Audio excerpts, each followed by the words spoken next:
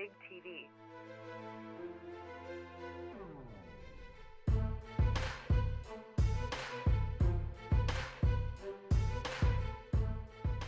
Brought to you by InFront. GoInFront.com. This is indeed BIGtv, and this is Fill or Kill, the trading show where we talk about specific trades, markets that interest us, and we try to bring on the people we like.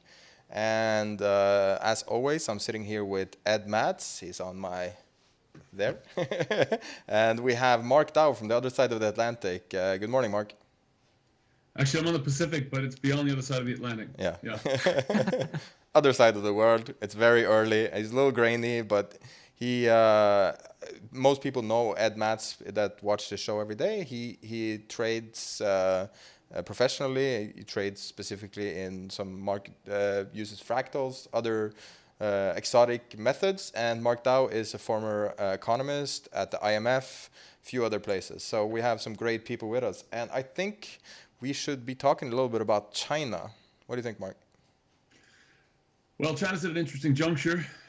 People are catching up with the story that started really a couple of years ago. China grew rapidly for a long period of time, and as tends to happen, we start extrapolating ad infinitum whatever we see in the rearview mirror. And that led to people becoming progressively disappointed in the growth outturn in China. What's happening now, there's several things that are working against China. People are coming around to this, so some of this is in the price, and the question is how much and for how long will this process be drawn out. But what's going on is one, kind of a base effect. China's having a hard time growing because it's a larger economy. It can't continue to grow at the same rate for forever and ever. It's a massive economy now, and the resource demands are large. Second, demography. Their demographic situation is turning bad. There's a thing called the prime worker ratio. It's a nice shorthand for the number of young people relative to the number of the old people in the working population. Technically, it's people from 20 to 60 years old divided by the number of workers that are 60 years old or greater. In China, that number is 5 right now, 5-ish. And it's projected to be 2 by the year 2035. And there are a lot of people in economics who say demography is destiny, and I tend to be in that camp. If your population isn't growing fast, then it's hard for you to grow robustly. It's just but we've seen some changes lately. I'm going to show you a chart now. I'm going to spring this on you, but I think this is the Chinese currency, and we've seen it's a pretty dramatic change we're seeing. Well, here. that's trading thing, and let me circle back to that. Keep that chart up there. But I do want to finish this thought because it's key. So the demographic situation is turning against China. And to give you a parallel, and I don't want to draw the parallel too tightly because there are different stages of development, but Japan back in from 1980 to 2006 went from a prime worker ratio of 5 to 2, just as China is doing from now until 2035. Over that period in Japan, their growth rate went from 8 down to whatever we know it to be at 2006. So that factor is working heavily against China, and I don't think people have taken that into account. But do you mean, don't mean to interrupt you, but do you mean that China could be the next Japan? No. Okay. There are different stages of development. But what I'm saying is that they can slow down rapidly, right? For demographic reasons. China has a much lower per capita GDP at this demographic point in time than Japan did back then. And obviously, the lower your GDP, the more scope there is for productivity gains to offset some of the decline in your demographic profile. But the basic thing is we can slow down a lot. The other factor in China is that they have this thing called a Lewis turning point in developmental economics, and what that really means is you go from a period where your supply of workers is infinitely inelastic to one where you need to bid up the price significantly to attract more workers. If you remember, the story in China was the urbanization of the labor force. They were coming from the hinterland and going to the big cities to produce widgets for Americans and Europeans and people in developed economies. And that worked fine for a long time, and they had very low cost. But over the past few years, we've seen it was harder and harder to get people to come off the hinterland, and they had significant wage increases. This is much more important to China's position than the currency appreciation over the past few years. Their wages for the past 3 years have been growing at 10, 12, 13, 14% a year. Wow. And that's much greater than the currency and has a much bigger impact on their competitive position in certain industries. So all these things are working against China. In addition, they pumped a lot of credit into the economy, and a little bit like us, they now have to digest that. They now have to deleverage. Obviously, they started at a lower level of credit penetration than the U.S. did or than Europe did. So I think they'll be able to deal with it. But what they're going through now is deleveraging, and in certain cases, selective bankrupting and forced deleveraging of certain entities the Chinese authorities think are pernicious to the growth model. So China has a lot of things working against it, and we still have this mindset, well, if China wants to grow, all they have to do is cut interest rates or pump more credit into the economy. But a little bit like in the U.S. and Europe, when you're flooded with credit, it doesn't matter what the price of credit is. You already have too much on your balance sheet. No one's lending and no one's borrowing. The liquidity mechanism is broken. And then secondarily, even if the authorities were to force credit into the system as they have in the past, the absorptive capacity of the economy is saturated. A sponge can only hold so much water. So China has growth challenges that are not going away. And in fact, they're likely to get worse. And I still think people are relying on the Chinese time-tested ability to pump their economy up in extremis, and we know that the political imperative in China is produce growth in exchange for lack of political freedom. So this is an incredibly bearish outlook here. I'm just bearish in the sense of a crash, right? I'm not one of these guys who thinks that the financial system will come tumbling down. I think we're just going to have a slow adjustment process, and it may be bumpy, right? Because this opens up more scope for policy mistakes. But the growth rate will continue to come down for a much longer period of time and to a lower level than people are currently factoring in. Right. So that's the bearishness. It's a secular bearish story more than a cyclical one. Obviously, it's been exacerbated by cyclical elements. So should we cycle back, because you mentioned we're going to cycle back to the chart, and I really want your take on the Chinese currency.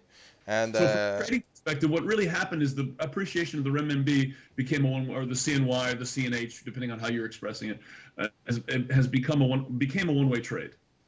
And the Chinese authorities have expressed a desire, and they've acted in accordance with that desire to make their currency more of a two-way bet and liberalize it, make it more international, and essentially move the whole Chinese FX paradigm into the modern financial world. Yeah. They've been trying to liberalize things little by little in a lot of different ways, and they're going that way. So as it appreciated over the past couple of years, hedge funds, as they do, investors as they do, we see a trend in the past and we extrapolate it into the future, and we take a good thing too far. So you can see it from the forward points in China. You look at the difference between the 12-month rate and the current rate, and you could see that people were expressing a very bullish view for a forward view for the currency.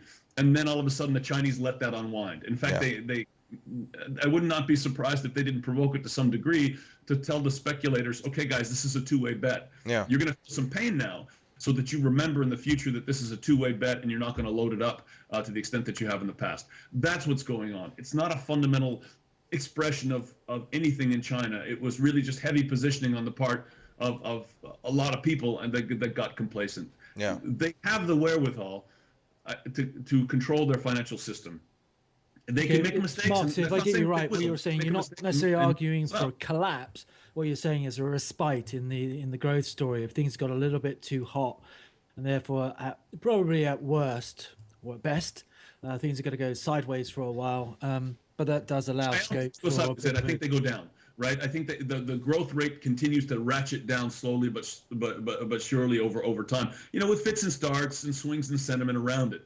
Right, so they're downshifting to a lower natural rate of growth.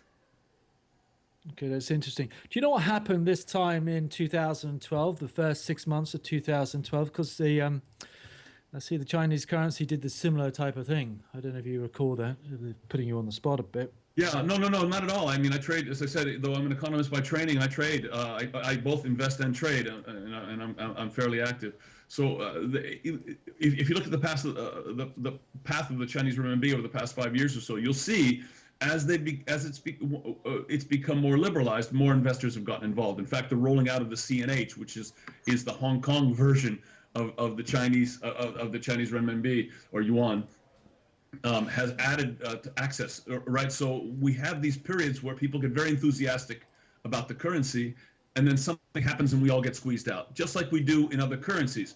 It's just more dramatic in China because it can be stable for so long and on a clean glide path, and then all of a sudden become volatile. So really, it's just about positioning, often triggered by something fundamental, but sometimes triggered by something that's perceived as fundamental and ends up not being anything, right? When positioning is too extreme, we become vulnerable to not only bad news, but rumors of bad news. That's a good point. And also, if you can slide into a topic we talked in the pre-show here, every day we tape, we start taping before we go on air. We talked to Michelle, who's an asset manager, and we talked to her about the peculiar situation that's going on in copper. Do you have any intel beyond what's been written about in terms of the shadow banking market? Well, there are elements to it. There are several elements to it. I mean, the shadow banking system, if you want to call it that, in China has several components. The one here is there's been a lot of stocking. You know, there was this period a couple of years ago where we thought China was now plugging into the grid, and therefore kind of these Malthusian stories about running out of resources were circulating. And a lot of the Chinese bought into this as well, not just us, and they started hoarding the kind of materials that they would need for the growth that people were envisaging.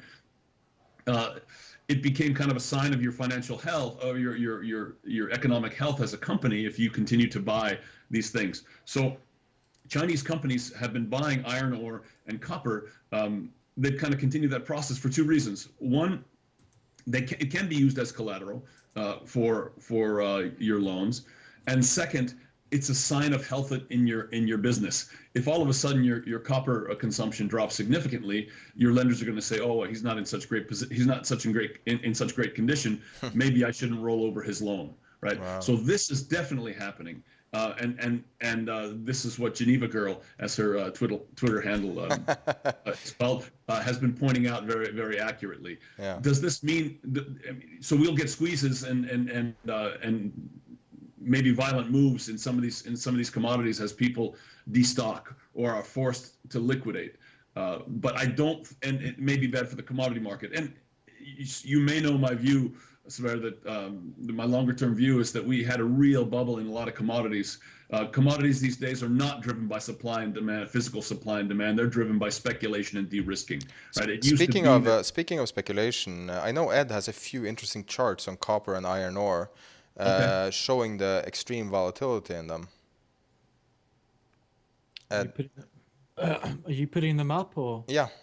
So particularly, I mean, it just shows that this is an iron ore and copper. I mean, the same time period it's overlaid. You can see it's to show that these two babies are moving in sync, pretty much. You know, so occasionally they're a little bit out of kilter, but they're very much the same story, which is kind of understandable, particularly given its association with China and the significant amounts of money out of the Chinese. There's another chart that also shows, I don't know if Sverre can put up one of the copper charts. You want to put up the, again, that's saying that this is what copper likes to do. Back in 2006, it did something very similar. It was interesting, you talked about fading the, you actually were trying to buy it. I think you're right. It looks overdone, a little bit too extreme. This very shows the other chart. Yeah, exactly. You can see previously, I mean, this is a long-term chart that shows, in fact, the violence of the last few days is not out of the ordinary. We've seen many period moves like this in the past, but again, it likes to mess around breakpoints before it's got some scope to the downside, and that is that ties in with the same story behind the currency. That the currency has, in fact, done a beautiful trend sequence. which is the other chart, which means it should be the first leg of something to the upside, maybe to the sideways. Yeah, which is what I find your comments really interesting, because they give a fundamental story. They're the narrative behind what the charts are saying. I'm less likely to ascribe the move in the currency to anything fundamental. I think it was really just speculative excess. And they got a lot of guys got caught out in being long the renminbi for too long, and it's getting shaken out. But so specifically, you're referring to the structured products, right? No, not just that. Just people putting on NDF positions. There may be structured products as well. I'm just saying people wanted to be long. They saw a long-term appreciation of the renminbi, and they wanted to be long the currency. Whatever their fundamental view was, they saw that the currency was appreciating, and when guys see a trend, they hop on, and they'll make up they'll tell themselves whatever story they need to tell themselves to put that position on. A lot of guys who think they're fundamental traders are really just following a trend and reverse engineering a story. There's a lot of superficial macro in the trading community. Didn't you coin the term macro tourism? A lot of it. I mean, I've worked with some of these guys. I see the stories that they invent.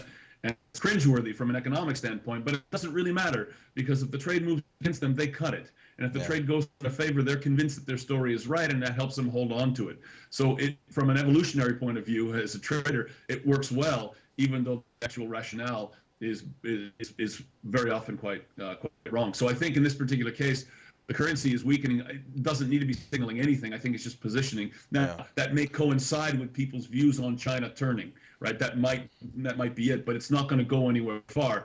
And a lot of the copper move that we're looking at, some of that is related to what people think the Chinese economy is going to do and ratcheting down their expectations for growth. But a lot of that is we built up over the past, from 2003 until 2011.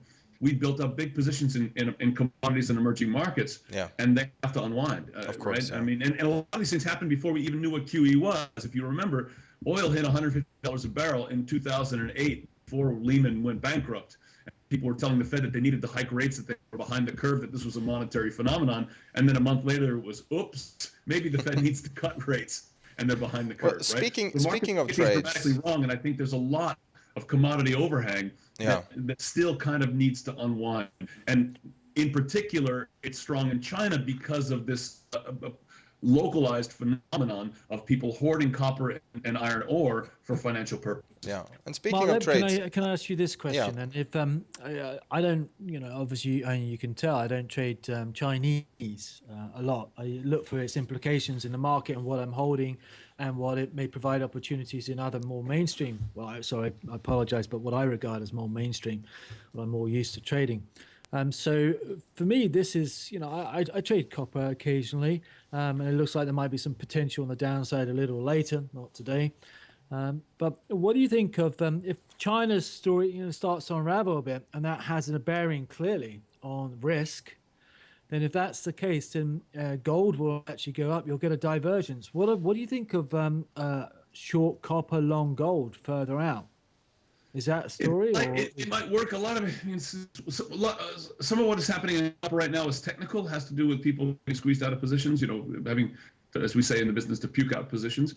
So I don't know. I mean, thematically, it makes sense if the story is China continues to weaken beyond what people have already priced in, and the risk of financial instability within China and maybe within emerging market economies leads to an extra bid for gold. But I think gold too is a bubble. It probably goes up from here. It looks like it can go up, and I've been on that side of the trade since probably about December. But I don't see longer term, at least, a fundamental justification for gold going that much higher, because but we're moving now towards trades. I just want to, 1 second. It's not as powerful as I think that emerging markets is really just digesting all the local credit that they built up over the past few years. It's not a return to the emerging market instability that all of us used to know and love. Yeah, and speaking of trades, I mean, we're going to introduce a new segment now, and we're trying to keep it a little tight here, so I'm sorry if I'm butting in here, but we're moving in towards trades, and we want to talk a little bit about specific trades that you may or may not be looking at. And I was thinking, Ed, you've had some time to look at this. Is there anything particular you're looking at today? Also reminding people of our disclaimer, this is just personal views here.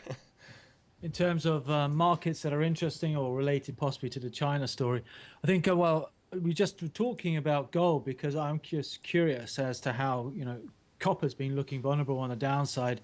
I think that's overdone a little bit hot. I was told the story about it breaking down maybe later, but at the same time, gold looks, I've talked about 1380 as a target for a while. It looks certainly looks like it's going to 1380 and maybe even pop above 1400. But I agree with Mark, that's a fade. That's a definite fade up there because it's a deflationary bubble. It's broken. Gold volatility, I think, is set to decline for a significant amount of time, and it's the top of the range. So back down, and everyone's getting a little bit juicy, a little bit overexcited about gold. But my trade for the last 24, 48 hours, thing I'm really excited about, one thing I'm carrying quite a lot of is, can you show my chart, my screen? Yes. Is people will know this correlation, delayed correlation, fractal, call it what you like. The relationship between gold and Aussie. Aussie has lagged gold for the last year, 18 months. So any move that we've seen on gold has been you've seen the Aussie follow at a later distance. I don't know if I can't see you putting that up. One second. I'm putting it up now. Believe this is your screen, sir. Yeah, I think so. Yeah, it's only my screen. It's a different color. That's all. That's what's thrown me. I added a filter. Did you? That's how. Yeah, No, I didn't. because I've got blue and you've got black, and I'm just thinking, who's? Hey, Mark's looking at the same chart as me. That's kind of cool. Basically, it's saying that the Aussie is in an upside correction, I think, but it's got a lot more scope on the upside, and it's since it's following gold. Gold is that golden chart to the right, and there's a significant time delay. In fact it's getting slower and longer as a time delay. It's shifted, but basically it's saying you can see what path it's following in this next 24, 48 hours may actually dent Aussie a little bit, but it's going to break the highs, and that's kind of it's a really good story. Why it's a good story, I think, is again. People will be aware that I've talked a bit about the Aussie crosses. So it's not just it's a high beta trade. Have you frozen on me or? I'm here. No, yeah, it seems like it was a little much for your computer here, but we're still here. But you can talk us through it. Well, yeah, basically I've been talking about being long the Aussie, and I've had two shots of this now because it did rally and broke to new highs and came back, which was following the gold was not predictable but foreseeable, and now it's saying the same thing. And you got sterling Aussie has been great to the downside. Looks like a significant unraveling, if you like, of the unraveling. It's been a carry trade that's been unraveled, and now it looks like it's back into a carry situation again. We've been long the Aussie, and looks like it's got scope to break down. Euro Aussie was I survived it just about with the spike above the previous 155 high. I legged into the Aussie on the downside. I'm doing the same thing again, buying Aussie significant amounts in order to throw out the euro and sterling against it. But for me has been a market I've been keeping an eye on, waiting to trade again long Aussie, again to a contrarian position for sure, is Aussie Kiwi. Now a lot of people have been riding that one, including me. Monster head and shoulders down to 111, etc., and it was obviously overshot. The other day I showed what was a really interesting comparison between the dollar index back in 2006 to the current Aussie Kiwi, which argues for a massive reversal on the upside, long Aussie, short Kiwi. And what I've looked for is, I don't think that's necessarily the case, but I'm looking for back to 115, maybe pushing 116 on the back of what should prove to be at least a correction. But before, I know time is moving fast here. I know Mark is supposed to be out already. Can you give us a few, like 1 or 2 words on trades you're looking at before you go? Sure. So I like the Aussie. I think we may be on the verge of the dollar doing something, selling off more significantly across the board, not for bad reasons, but necessarily, although it could be. I'm just not as bearish on U.S. rates as other people. I think there's a secular issue that's governing the growth rate here, that we're not going to get grow as rapidly as other people think. and keeping those rates down might, but a relatively benign risk environment could lead to the dollar selling off across the board. And there are indications of that. The Aussie's a good one because it's been the favorite of shorts for quite some time. So I like that. I don't have anything on really right now. I'm still going to try and play gold and silver to the upside, although I'm not super confident on how much further that can run. And that's really about it. Yeah. If you got S&P shorts and you don't mind getting some more appetite for risk aversion, not that I'm that way, but then you might want to look at Aussie Kiwi. One thing I was looking for was the dollar Kiwi to break the highs as my trigger to go in. As people unwound, stopped out of those positions, was my opportunity to fade into the Aussie Kiwi. And now that the Aussie Kiwi's come back down close to low, I've got a great risk return opportunity. Disclaimer. I think a few currency traders have been looking at this, and it looks good on the chart, that's for sure. I don't understand really what's going on with New Zealand monetary policy and how that's playing out, but I can see why it's attractive as an asymmetric payoff on the charts. Brilliant. I've gone over a little bit over my time. Yeah. And I want to thank you, Mark, we're going to continue the recording. And we're going to trade one great guest with another one. So we're going to keep Ed on, and it's going to be Michelle that's going to come back on. Thanks so much, good. Mark. You guys get an upgrade. Excellent. Oops. See y'all later. See you. Bye. Bye, buddy. So we're going to call up Michelle now, and you can just continue on. I know you have your screen shared now. Do you want me to move to it? Yeah, why not? I wouldn't mind finding my glasses I put down somewhere. So I'm not blind. I don't need to wear glasses. Yeah, show my screen. It's fine. Yeah, let me just get Michelle on real quick. I'll put it on this machine. Okay. So this is what you're looking at now, the euro Aussie. Yeah, it's all the underlying premise, the underlying strength of this trade is from the long Aussie side, and it's based partly on gold, primarily on gold, in fact. So the more that gold goes up, the more bullish the Aussie becomes later down the line, the more bearish the Aussie crosses have potential to be. Yeah.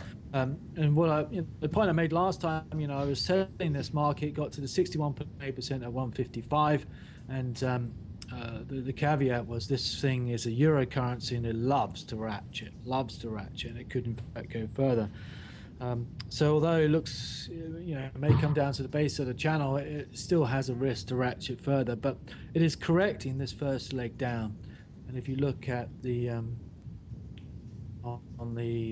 let's move to if you look at the daily chart, I don't know if you see that. We have Michelle back while you open up your chart, and it's nice to have you back. You're getting a lot of praise in the chat room here. People really like to listen to your views on especially Chinese markets and copper, because I don't think people really understand what how this market works. No, because I think people are used to thinking about copper or any kind of commodity as a negative carry asset, because you have to pay storage costs and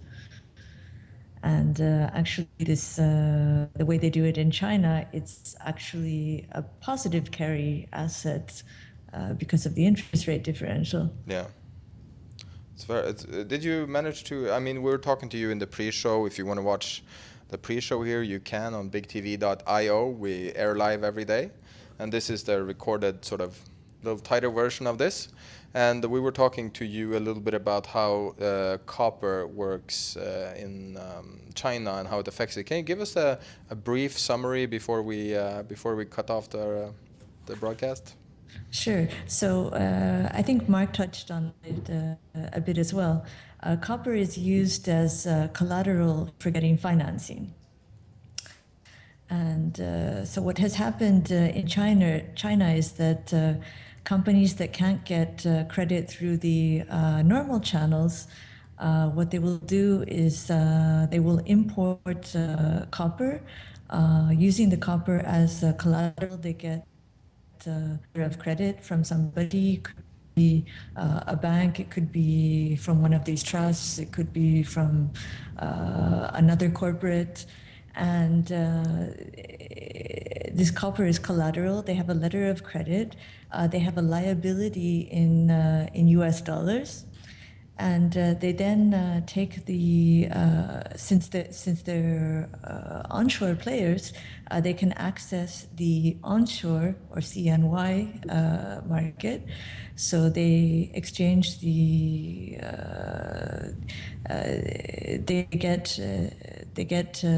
they sell the copper in the local market. They get onshore Chinese currency, which they can then go and use for something else. It's for incredible. Speculation It's in a real truly estate, incredible story. Really for any kind of purpose. I mean, Ed, I'm listening to this for the second time today, and I still don't fully grasp how it's possible to be this convoluted. What do you think about this, Ed? Well, what I'm interested in is that, you know, it's a story, it's a narrative, but also it is convoluted. And, you know, it's all very well coming up with a scenario based on a series of steps, but what are the risks to each and every step? I mean, to what extent will, you know, the Chinese monetary policy have an impact? What if there's a breakdown between that and copper, or they start doing measures in shadow banking terms that has an effect? Well, there's something that's even more scary that I haven't mentioned, which is that nobody really knows the true amounts that are tied up in these kind of deals. And I've also seen I've heard some reports about copper in these warehouses having been pledged many times over. That's a classic fake. That's like the gold in Fort Knox is fake. I love stories like that. Well, it's very hard to trust. Yeah, but this Michelle story is slightly more believable, I think. I can. I think I read So what something you're like saying that is there's Zero Hedge. potential. Now, if if the proverbial hits and there gets a massive increased liquidation, say in copper, or even though I think it's supported in the short term, what does that mean elsewhere? That's clearly that's bad news for China and Chinese economy, or it's going to be a bit of a storm in a teacup? Well, it depends what's happening sort of in the rest of the world. Yeah.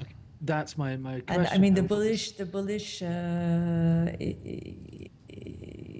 thesis relies on growth in developed markets continuing to pick up and being able to compensate for a deceleration in growth out of China. Yeah, so basically it could go either way. But I think this is a nice point to end our first ever sort of tight recording of Fill or Kill. I really like the format. I love to get Mark on. We managed to lose Ed's glasses, I think. And what is that, the fifth pair this week? Yeah, probably. How many glasses do you have? You have quite a few, don't you? Yeah, they're all over the place. Unfortunately, because they get taken around the place by a 2-year-old. But there you go. So that's about it for us in terms of the recording. If you want to catch us, we are here every day. We have a chat room that is sparsely populated sometimes and fairly populated other times. You can come watch our stream. We do a couple hours every day, and we do a lot of extra stuff. So if you want to watch that, that's fine. But this is the end of Fill or Kill. Say goodnight. Cheers.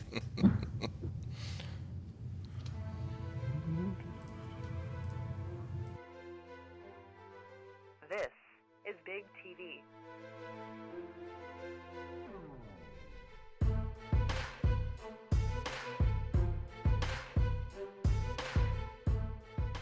Brought to you by InFront. GoInFront.com.